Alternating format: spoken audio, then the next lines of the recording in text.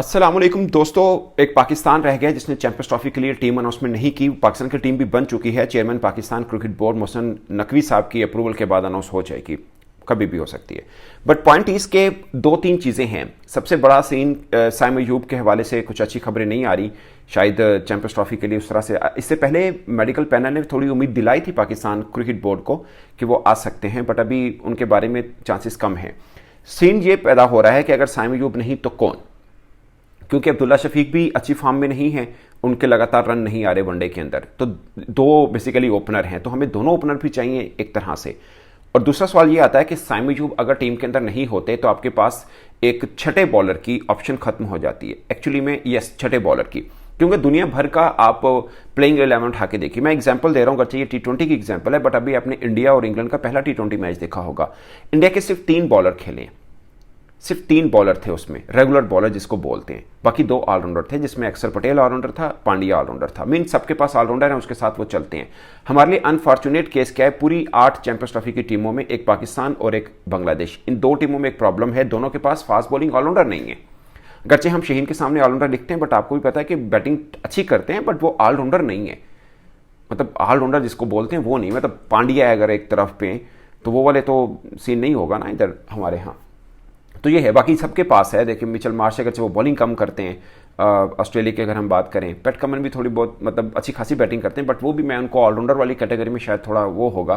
But हमें जो one day match हम एक हारे हैं ऑस्ट्रेलिया से, उसमें पैट कमिंस मैच को छीन के लेके गए थे। प्रॉब्लम इसके पाकिस्तान के पास फास्ट बॉलिंग ऑलराउंडर नहीं है, और आप पाकिस्तान की लास्ट ओडीआई सीरीज देखें तो आपके पास स्पिन बॉलिंग ऑलराउंडर भी नहीं है। अब सलमान आगा को मान लीजिए कि ठीक है 5 ओवर फेंक सकते हैं, बट 10 ओवर कोटे के वो भी नहीं फेंक सकते। मिसाल के तौर पर अगर अक्षर पटेल को वो वनडे में खिला दें चैंपियंस ट्रॉफी में, तो अक्षर पटेल 10 ओवर मतलब फेंक सकते हैं, शायद वो भी मतलब फेंक सकते हैं, नहीं फेंक पे हो सकता है। बट पॉइंट इस के सलमान आगा के साथ अकेले के साथ हम 10 ओवर में नहीं जा सकते हैं। तो हम 4 बॉलर तो खिलाएंगे, जिसमें से 3 फास्ट बॉलर होंगे, शहीन, नसीम, हारिस। चौथा आपका स्पिनर हो जाएगा अब्रार, सुफियान, मुकीम, जो भी है। फिर 5वां बॉलर कहाँ पे है जो आपके ऑलराउंडर कैटेगरी में हो। तो आप मतलब श्योर है कि हम सलमान आगा के साथ 10 ओवर में नहीं जा सकते। अगर हमारे पास साइम अयूब होते तो हम उनके साथ 4 ओवर शेयर कर लेते, 6 ओवर ये कर लेते, या 6 ओवर साइम कर लेते, 4 ओवर मतलब 5-5 जो भी है, 10 ओवर का कोटा हम निकाल सकते थे। अब सीन ये आ रहा है कि 10 ओवर वाला कोटा कहाँ से हो। अगर हम एक रेगुलर ओपनर खिलाते हैं, फॉर एग्जाम्पल हम शान मसूद को खिला देते हैं, फ़खर जमान अगर हैं तो उनको डाल लेते हैं, या जो भी होता है कि 2 ओपनर खेलते हैं जो ऑलराउंडर नहीं है, तो फिर आपको नीचे 5 बॉलर खिलाने पड़ेंगे। 5 बॉलर का मतलब है आपको 6 बल्लेबाजों के साथ मैदान में उतरना पड़ेगा, जो कि हर टीम 7 बल्लेबाजों के साथ मैदान में उतरेगी। और उनमें से भी जो 4 बॉलर हैं उनमें से भी एक तगड़ा बैटर भी होगा। सबका ये सीक्वेंस बनता है, और हमारे यहाँ हमें 5 रेगुलर बॉलर के साथ उतरना पड़ेगा, क्योंकि हमारे पास ऑलराउंडर नहीं है, ना स्पिन ना फास्ट। ये प्रॉब्लम आ रहा है। अब जो खुशदिल शाह की एंट्री हुई है, उसमें मेरा ख्याल है, मेरा ज़ाती ख्याल है कि मैंने सबसे पहले खुशदिल का जिक्र किया था जब साइम अयूब इंजरी की बात आई थी। वो इसलिए मैंने किया था कि मेरी कैलकुलेशन यही थी कि आपके पास 10 ओवर करने वाले, मतलब जो 10 ओवर आपने करने हैं वो अपने रेगुलर बॉलर के साथ तो उतरना नहीं है, सब ऑलराउंडर के साथ उतर रहे हैं। आपको भी हल्का फुल्का जो भी ऑलराउंडर टाइप को चाहिए, जो बैटिंग भी कर सके, बॉलिंग भी कर सके, 5-6 ओवर फेंक सके। तो वो कौन है? सारी नज़रें घुमाई, ओपनर में तो आपके पास ऑप्शन है नहीं, तो मिडिल ऑर्डर में ऑप्शन है, वो है खुशदिल शाह। अब ये मेरा अपना एक मंत्रा है कि आप ओपन फॉर एग्जांपल ओपन में आप शिफ्ट कर दें बाबर आजम को, कि आप ओपन करें। उससे 3 चीज़ें हल होती हैं। एक, बाबर आजम ओपन कर लेंगे, जो 5वें नंबर पे या 6ठे नंबर पे कामरान गुलाम खेलते हैं जो कि उनका नंबर नहीं है, वो 1 डाउन पे चले जाएंगे जो कि उनका नंबर है। इससे ये मसला हल होगा। नंबर 2, आपके पास नीचे एक और ऑप्शन मिल जाएगी कि आप खुशदिल शाह को एंटर कर सकते हैं। अभी आप 2 लास्ट वनडे मैच जो हमने खेले हैं अगेंस्ट साउथ अफ्रीका, उस दोनों का प्लेइंग 11 देख ले। मैं प्लेइंग 11 कंसेप्ट देख रहा हूँ। अनाउंस ऑफ कोर्स हमने 15 करनी है, बट आपने बनाना प्लेइंग 11 का है कि आपको कैसे मैचअप रखना है। उसमें जो लास्ट वनडे मैच था उसमें हमारा सीक्वेंस ये था कि हम साइम थे, अब्दुल्ला शफीक थे, बाबर आजम थे, रिजवान थे, सलमान अली आगा थे, कामरान गुलाम थे, 6 हो गए। 7वें में तैयब ताहिर खेले थे।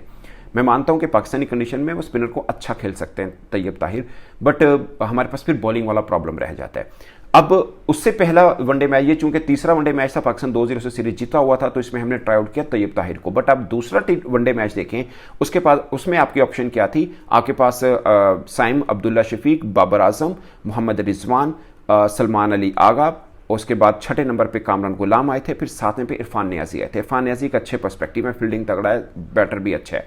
तो ये 7 बल्लेबाज खेले हैं, क्योंकि साइम अयूब आपके पास थे, साइम और सलमान ने बॉलिंग कर दी। अब अगर आपका कॉम्बिनेशन ये बनता है कि आपको 6 बल्लेबाजों के साथ जाना पड़ता है, क्योंकि आपके पास 5 रेगुलर बॉलर होंगे, तो मुझे मेरा ये मानना है कि इरफान नियाजी और तैयब ताहिरी दोनों स्विच हुए हैं, तो आप इनकी जगह पर आप डाल सकते हैं खुशदिल शाह को भी। अगर आपको इस तरह स्विच करना है तो इनकी जगह पे खुशदिल शाह को डाल सकते हैं, या फिर आप ये भी कर सकते हैं कि ओपनर आपके पास नहीं है तो बाबर आजम को ओपन के हम लेके जाएं, खुशदिल शाह की एंट्री हो और साथ में आप इरफान नियाजी या तैयब ताहिर दोनों में से जिसको भी आप खिलाना चाहें तब भी आप खिला सकते हैं, क्योंकि आपने ओपनर स्विच कर दिया तो आपकी बैटिंग फिर 7 तक आ गई है। तो ये ऑप्शन है। बाकी एक और प्रॉब्लम है कि अब्रार और सफियान मुकीम पीछे से चलते आ रहे हैं आपके साथ, ऑफ कोर्स आप उनके साथ जाएंगे, बट मेरी ज़ाती राय है कि अब्रार की बजाय मुझे ये लगता है कि सफियान मुकीम तो ठीक है, चाइनामैन स्पिनर एक डिफरेंट है, हमें रखना कैरी करना चाहिए। अब्रार की बजाय अगर हम उसामा मीर के साथ जाएं तो शायद ज़्यादा बेहतर हो सकता है। थोड़ा सा बैटिंग एज है, मैं नहीं कहता कि वो ऑलराउंडर हैं, थोड़ा सा बैटिंग एज है। दूसरा, वो वर्ल्ड कप भी खेले हैं और लेग स्पिनर हैं, एक मुझे लगता है कि शायद वो ज़्यादा बेहतर हो सकते हैं एज़ कम्पेयर टू अब्रार। ये मेरी ज़ाती राय है, वो गलत भी हो सकती है। मुझे लगता है कि लेग स्पिनर के साथ हमें जाना चाहिए मिस्ट्री स्पिनर की बजाय, क्योंकि अब्रार पाकिस्तानी कंडीशन में कुछ बहुत ज़्यादा अच्छे नहीं रहे हैं। अगरचे साउथ अफ्रीका वनडे सीरीज़ में उन्होंने बहुत ज़बरदस्त बॉलिंग की, कोई शक नहीं है। इतना टर्निंग ट्रैक उनको मतलब वहाँ पे मिला, साउथ अफ्रीका में अमूमन बहुत सी ट्रैक मिलता है हमें, बट वहाँ पे उन्होंने अच्छी बॉलिंग की है। सफियान मुकीम ने जिम्बाब्वे में अच्छी बॉलिंग की थी। यहाँ पे आके ODI series, white ball series में थोड़ा सा वो फीके, हल्का सा फीके, पर सफियान मुकीम एक गुड पर्सपेक्टिव है पाकिस्तान का, उनके साथ जाना चाहिए हमें।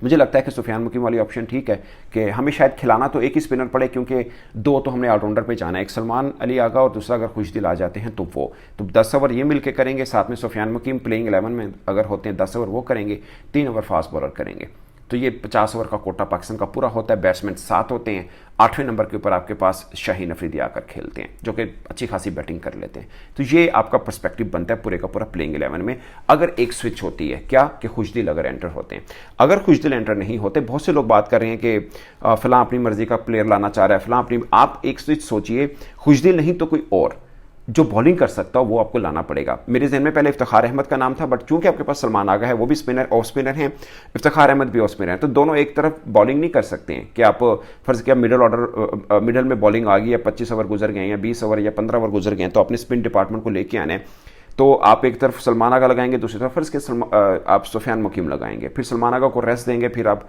इफ्तिखार के साथ जाएंगे, तो दोनों ऑफ स्पिनर वाली ऑप्शन आ जाते हैं। तो आपके पास लेफ्ट आर्म स्पिन वाली ऑप्शन आए तो शायद ज़्यादा बेहतर है कि आप सलमान आगा प्लस खुशदिल शाह बॉलिंग भी कर सकते हैं, और सलमान आगा प्लस सुफियान मुकीम, या अगर इब्रार को खिलाते हैं या उसामा को खिलाते हैं प्लस खुशदिल शाह, तो इस मतलब जोड़ी के साथ हम जा सकते हैं।